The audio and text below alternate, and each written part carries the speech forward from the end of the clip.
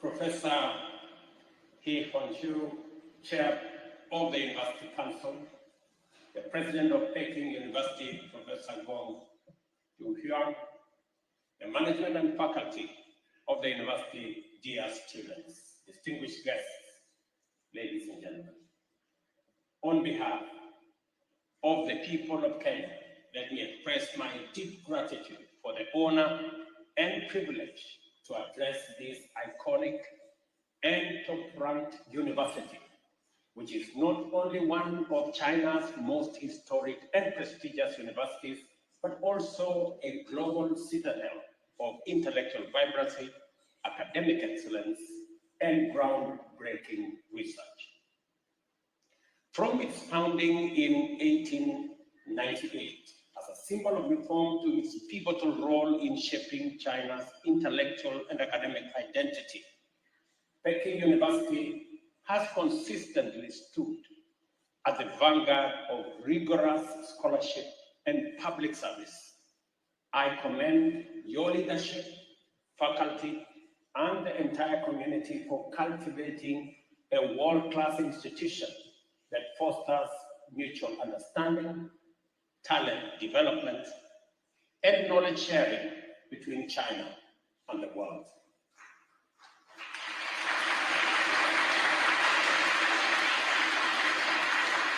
Peking University has played a pivotal role in China-Africa educational relations, having educated over 4,000 African students since 1956, including many from Kenya. We are proud of our academic collaboration, including the partnership with Kenyatta University in literature and cultural studies. These exchanges and the scholarships you provide are building lifelong people-to-people bonds and transforming lives in very tangible ways. Indeed, education is a pillar of our diplomatic partnership. As Kenya, and as we deepen our focus on science, technology, and innovation, we welcome further partnerships with Chinese institutions, particularly in STEM fields, that is, artificial intelligence, biotechnology, and the creative economy. Kenya's Silicon Savannah is established at Concert Technopolis, and our upcoming National Artificial Intelligence Strategy offers a unique platform for cutting-edge collaboration between Kenya and China. Ladies and gentlemen, we gather at a time of profound and accelerated global change. From regional conflicts, economic shocks, and climate disruption, to cyber insecurity and demographic shifts, the challenges we face today are complex, interconnected, and urgent. But within these challenges are opportunities for renewed partnership, bold thinking, and reimagined global architecture. Africa and China have emerged as pivotal partners in this shifting landscape, bound by history, powered by mutual interest, and grounded in a shared future.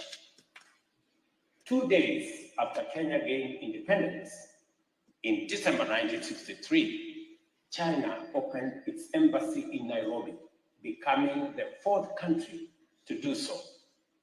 Our ties have only deepened since, culminating in the establishment of a comprehensive strategic cooperative partnership in 2017. China is now sub-Saharan Africa's largest trading partner and Kenya's largest overall. We export tea, coffee, flowers, and more. And I trust many of you may have enjoyed a cup of Kenyan tea or coffee, or a bouquet of fresh flowers or roses from Kenya. Over 3,000 Chinese companies operate in Africa, 500 of them in Kenya, most from the private sector. Our cooperation under the Belt and Road Initiative has delivered flagship infrastructure projects, including roads, ports, and the standard gauge railway infrastructure that is reshaping national connectivity and regional integration. But even as we celebrate these achievements, we must confront a sobering truth. The post-war multilateral system is broken, dysfunctional, and no longer fit for purpose. And the escalating trade tariff war may be its final death blow. Allow me, ladies and gentlemen, to give my perspectives on 4 key aspects, namely peace and security, the climate change crisis, the global financial architecture, and matters global trade, and suggest possible ideas on the way forward. On the United Nations and the UN Security Council, no other circumstance other than the post-war situation would have made the current structure of the UN, and more particularly, the UN Security Council, and that is the 5 permanent members with individual powers, an acceptable peace and security architecture.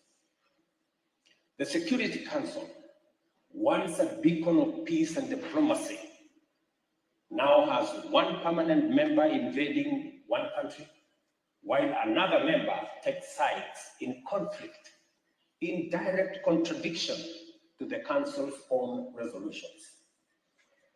Yet today, the permanent members live in denial and resist reform, even as the Security Council becomes less and less legitimate and its relevance is being put to question. On the other hand, the global multilateral financial architecture is simply outdated. The Bretton Woods institutions recently celebrated their 80th anniversary. 80 years ago, we all know 2/3 of the world's nations did not exist as states when this architecture came into being. The IMF was established to buttress the gold standard, fixed exchange rate system, a system that collapsed 50 years ago. The World Bank, on the other hand, was established to rebuild Europe, an assignment now very well overtaken by events. This financial architecture that we have today presents 4 intertwined challenges.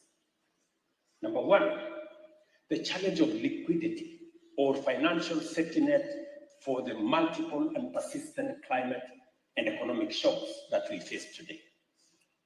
Secondly, inadequate finance for development and climate action.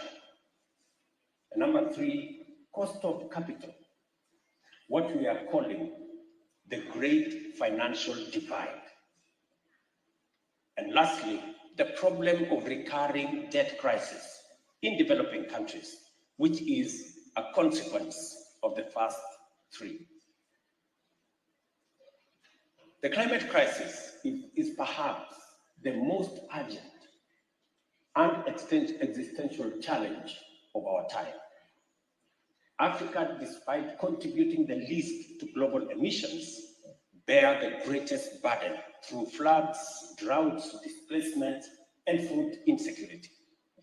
We have scientific consensus that these extreme weather events are human-induced. But even if it were otherwise, decarbonization of the economy is progress in its own right. Conservation of nature and clean air are desirable ends in and of themselves. But 30 COP conferences later, national interests continue to stand in the way of global collective action. notwithstanding the fact that the atmosphere has no national boundaries. We continue, in my opinion, to play dice with nature. When the World Trade Organization was mooted in 1945, world trade consisted primarily of goods. The wealthy industrial countries exported manufactured goods, while the less developed countries exported primary products and raw materials. But today, the world of trade has changed dramatically. Trade in services now accounts for a quarter of global trade and are growing 3 times faster than the merchandise trade.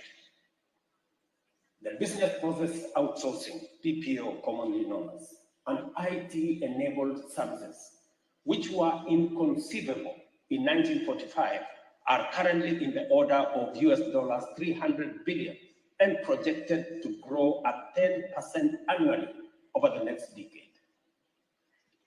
Trading services, particularly digitally enabled services, defies the traditional goods logic, as it enables professionals in developing countries to compete with their counterparts in industrialized countries with a lot of ease. But this leveling of the playing field goes beyond digital services. For example, affordable air travel enabled medical tourism to emerge as a growth industry.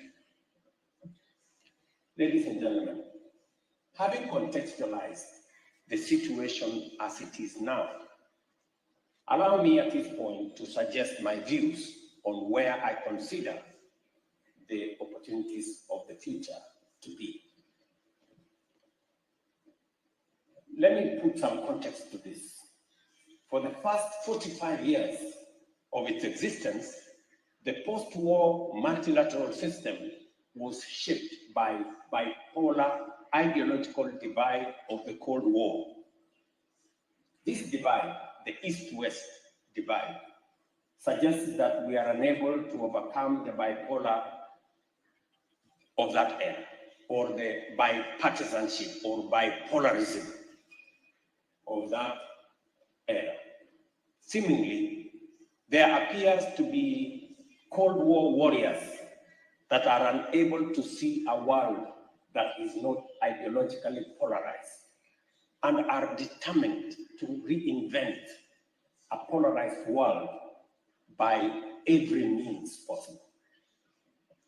In a world where globalization is no longer an option, but an existential imperative, any polarization is undesirable, unnecessary, and untenable. 2 structural forces, in my opinion, have driven globalization, namely technology and demography. They are irreversible. Until very recently, perhaps no more than a decade ago, it was taken for granted that the industrialized West would maintain a competitive advantage in high technology industries, while the global South would remain in low-tech, labor-intensive, and primary goods industries. Today, disruptive cutting-edge innovation can pop up anywhere in the world.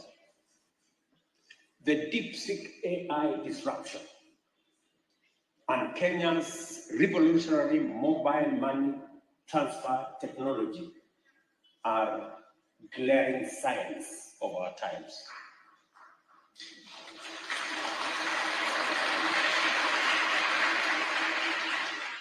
Additionally, there is a saying that demography is destiny. Economic development cannot be divorced from demographics. It is people who produce, and it is people who consume or provide a market. At the dawn of African independence in 1960, the combined population of the US and the European Union at 520 million was double that of Africa at 260 million. 6 decades on, it is the opposite or the reverse. Africa's population of 1.5 billion is now double the combined US-EU population of 800 million. The demographic dynamic has an inevitability about it. Aging societies would want to reverse the trend, but there is very little they can do about it. So, inevitably, capital will have to flow to where the workforce is. At 19, Africa's median age is less than half of Europe and comparable to China's median age in the mid-70s. By 2050, Africa will account for a quarter of the world's workforce, the same proportion for China today. Let me tell you this. If the first half of this century belongs to China, the second half of this century belongs to Africa.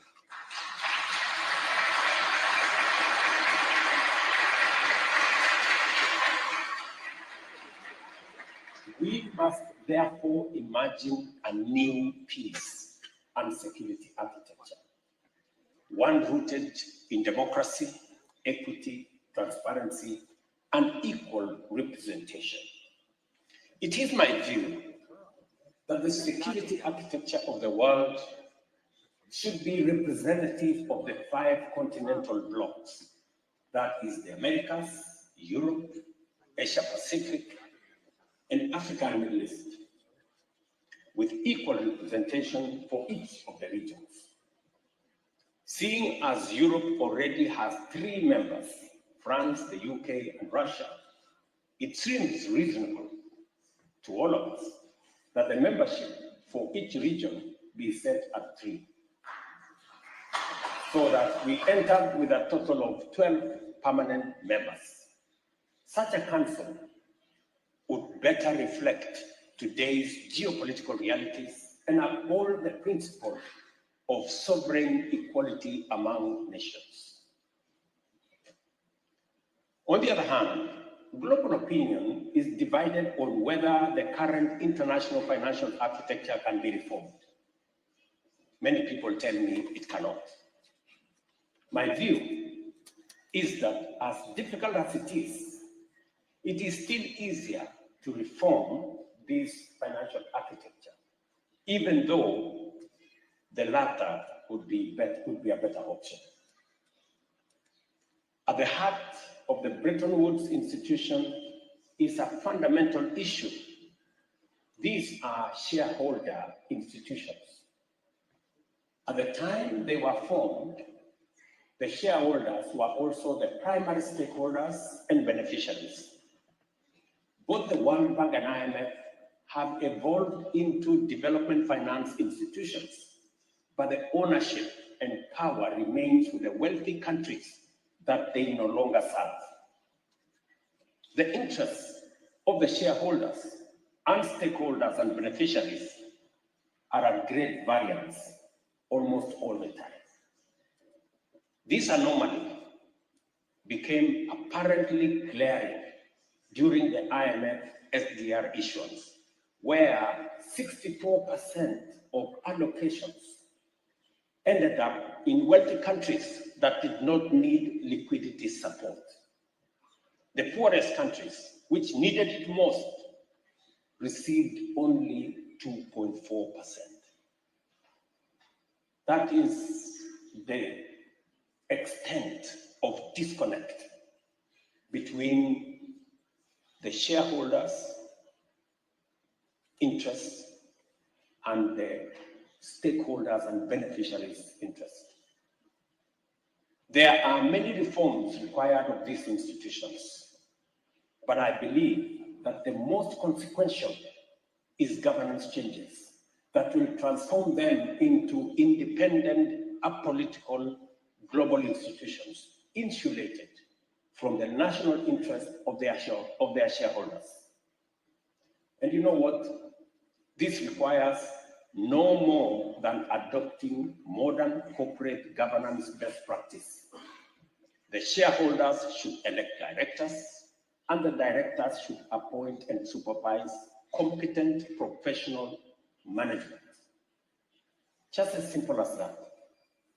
I believe reform, not abandonment of multilateral system, is the path into the future.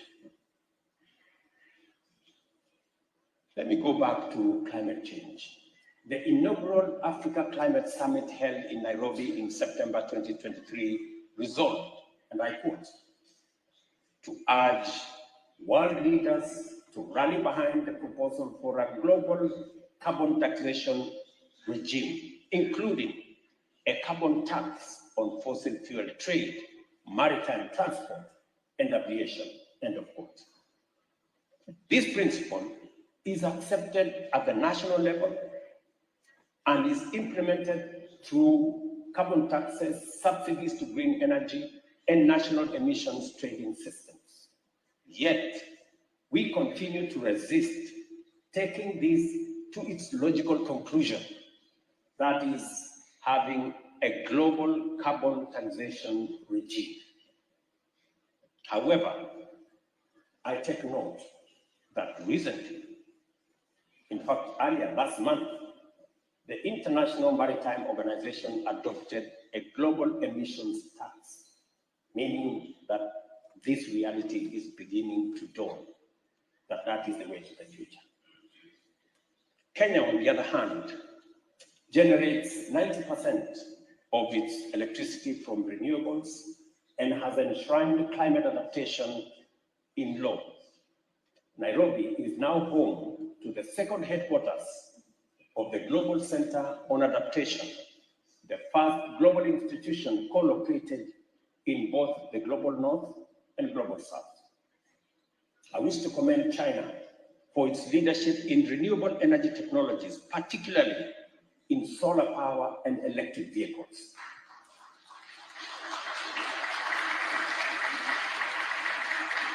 Without China, many of these technologies would remain unaffordable for much of the developing world.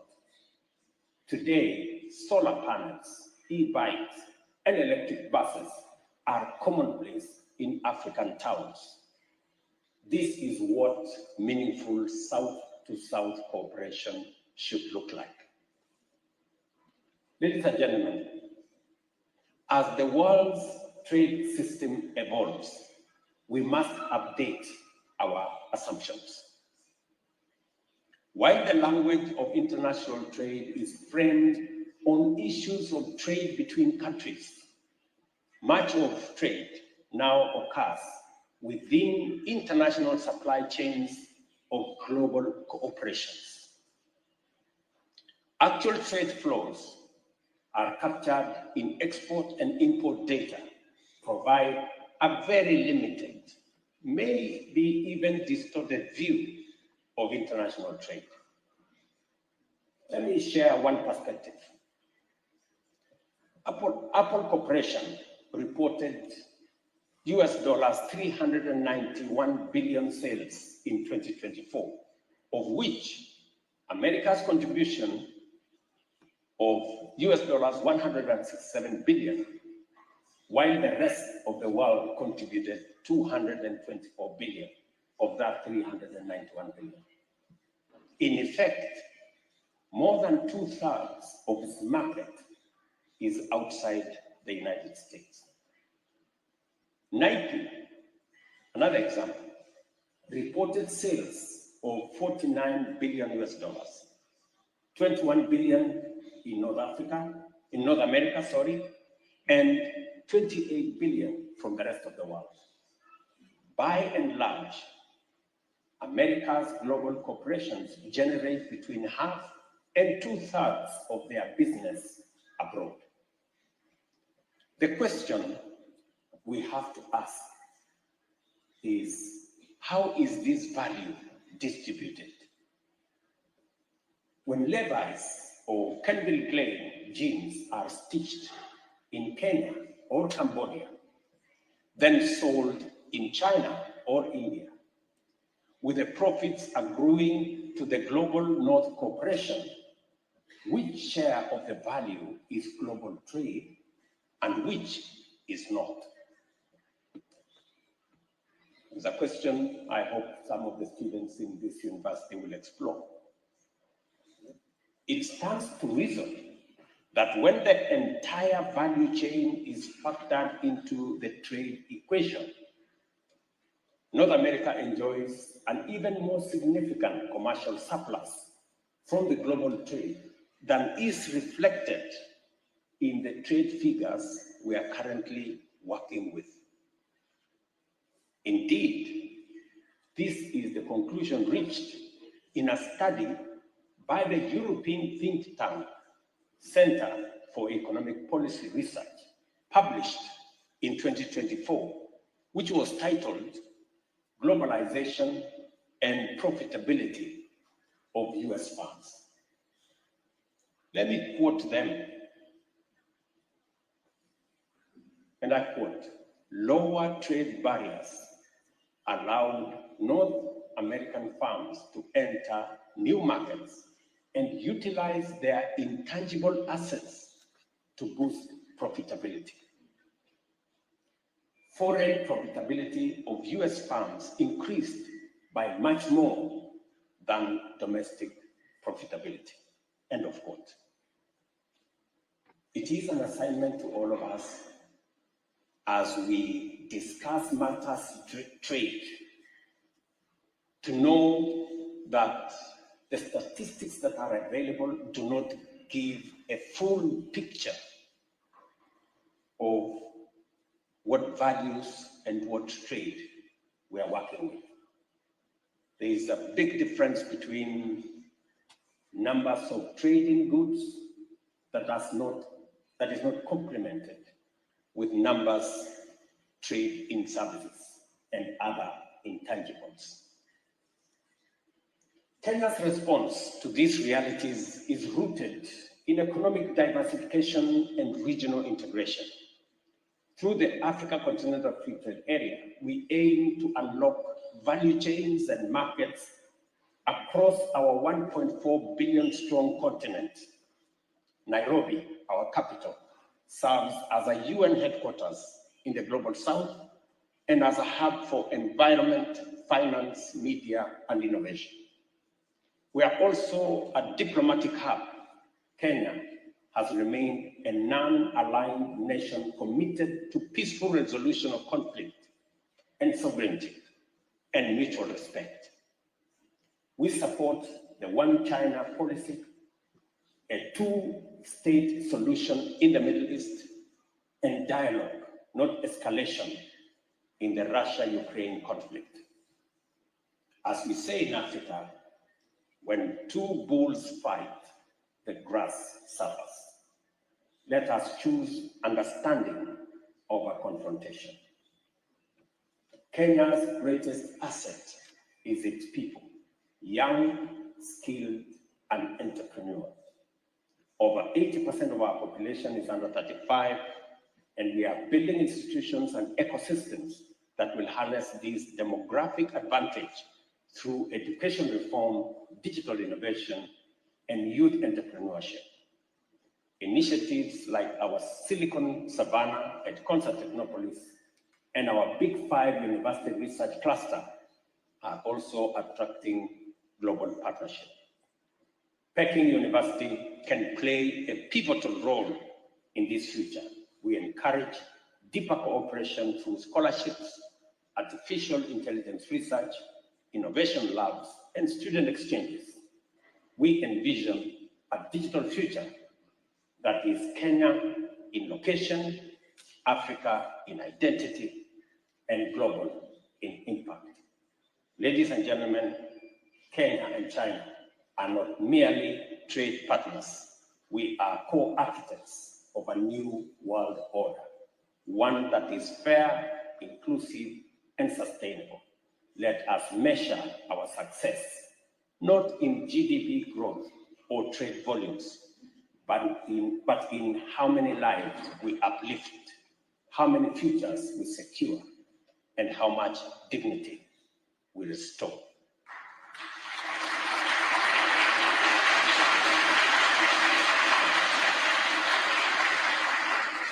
This visit, as the first African state visit to China this year, mirrors my 2024 visit to the United States, the first African state visit there in 15 years. Perhaps, symbolically, Kenya can serve as a bridge between East and West, North and South, in an era of deepening geopolitical tensions. Let this be our shared legacy that China and Africa, through trust, vision, and partnership, help to build the foundation for a 21st century multilateralism that serves all humanity. I thank you.